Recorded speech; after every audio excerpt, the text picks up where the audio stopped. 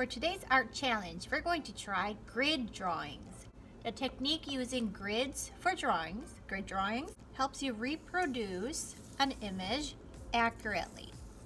So I have some worksheets in this week's assignment that you can download, print out, and try out. Or if you find some of these worksheets online, I found this one right here, this website.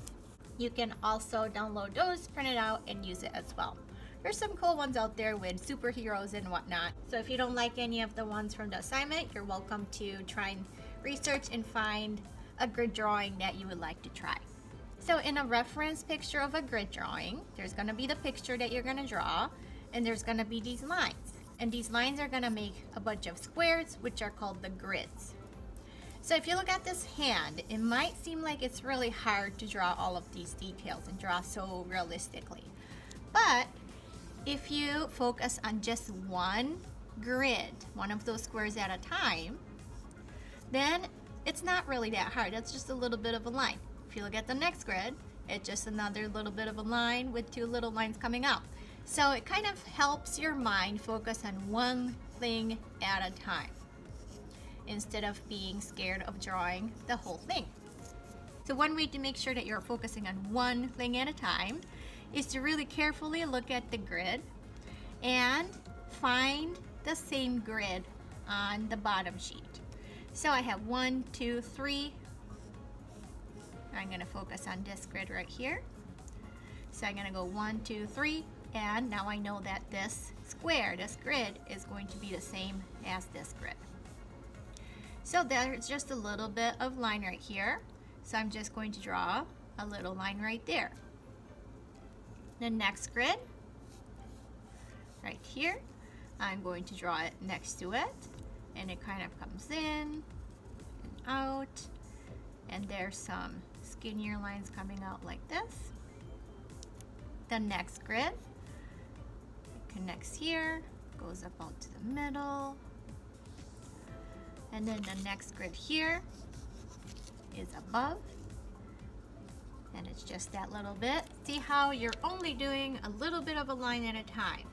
So it should not be as hard as trying to draw this whole thing all at once. So I'm gonna keep moving to the next grid. Next grid.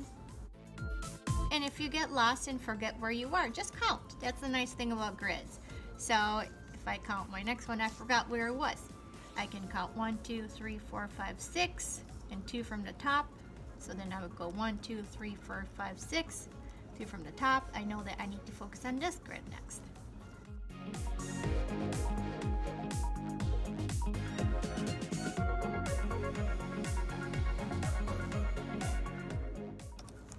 And if this is still confusing to you, a trick that you can use is to get some sticky notes and cover up everything except for the grid that you're working on right now. So I'm going to work on this grid next.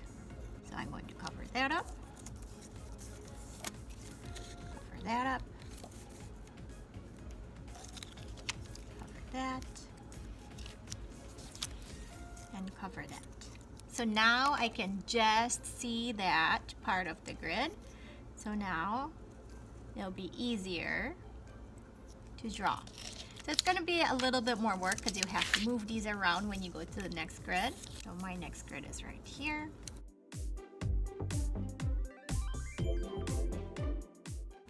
But if you would like to try that, you're totally welcome to use that trick as well. So now I drew this over here.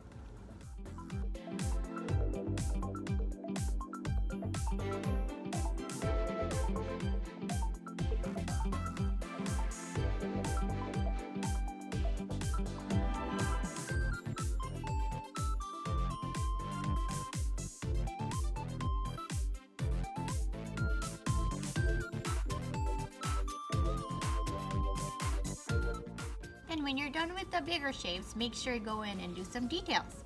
Some of the worksheets from the assignment are a little bit harder with lots of details, some are a little bit easier. But try and get as much details as you can.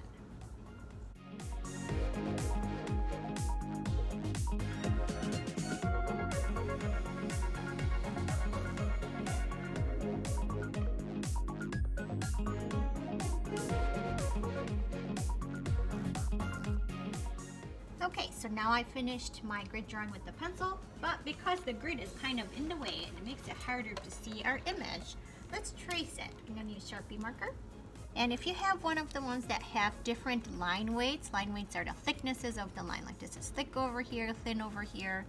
It'll be great extra practice to go over and make the thick parts thick and use a thinner tool for the thin parts. That's training your eyes even more to look at the thick and thin lines to make it more accurate. So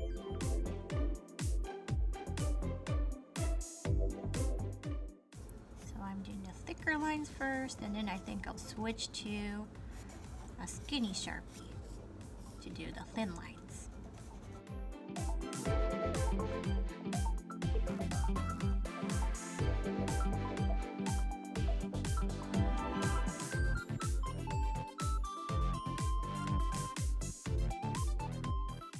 Okay, so I got the thicker lines now, so I'm going to switch to a skinny Sharpie.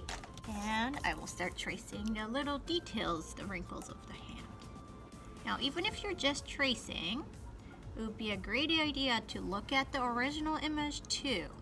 That way, you're not just making things up in your mind, you're actually drawing the lines that are supposed to be drawn.